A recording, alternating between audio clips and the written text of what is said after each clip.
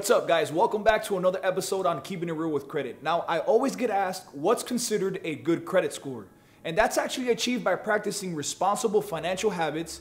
And even though making on-time payments is essential, it takes a little bit of extra knowledge and being credit card savvy to take your score from good to excellent. Now, you may think that having good credit is not important, but it actually is. And here's why. A huge part of your financial lives are made up by credit scores. So you want to make sure that you learn how to get your credit score as high as possible. Now, I'm going to tell you guys a little bit more about what's considered excellent credit and what you can do to boost your credit score from average to excellent. So according to the FICO scoring model, an excellent credit score falls between 800 to 850. Now, FICO operates one of the most popular scoring systems in the industry, and over 90% of lenders use FICO scores to help them make lending decisions. But keep in mind that there are several FICO scoring models, which is why your scores may look different depending on where you're checking them. If your credit score falls within excellent credit scoring range, then this is as good as your credit score will get. And you can actually work towards having a perfect credit score, but you won't have to actively work on building your credit the way you would if you have a bad credit.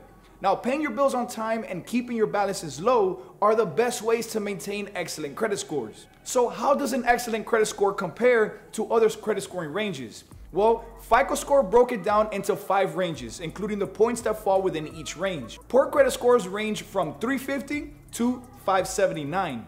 Fair credit scores range from 580 to about 669. Good credit scoring ranges fall with 670 to 739. Very good credit scoring ranges can fall from 740 to a 799. And again, excellent or exceptional credit scores fall within 800 to 850. Now, I know we talked about this many times on this channel, but I want to go over again the importance of understanding your credit scores and how they're calculated and how these factors actually impact your credit score. Now, remember that there are 5 factors to be determined when it comes to your credit scores, and these are payment history at 35%, credit utilization at 30%, credit history at 50%, credit mix at 10%, and recent credit applications also 10%. Now, the reason why it's important to understand this is because you need to understand how to get excellent credit based on how scores are actually calculated.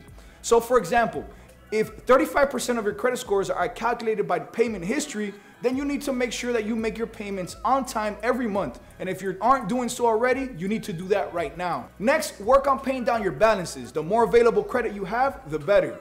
The Washington Post reported that last year, people with perfect credit scores on average have a credit utilization rate of 4.1%.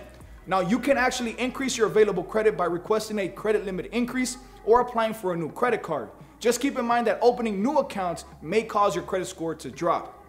So you may ask, what if I don't have any open accounts at all? Then you want to make sure you start applying for a secured card like Open Sky, First Progress, to name a few, and applying for credit building loans such as Self in order to build positive payment history and add available credit to your credit report. I've actually included the links of these credit building products in the description below. Now, one last thing. The benefits of having excellent credit are priceless. And I tell this to all my clients, that the disputing negative items and rebuilding does not take time, but having no credit or bad credit is going to cost you a lot of money in the long run. Having excellent credit means you will have access to the best credit cards on the market, lower interest rates, auto loans, personal loans, and mortgages.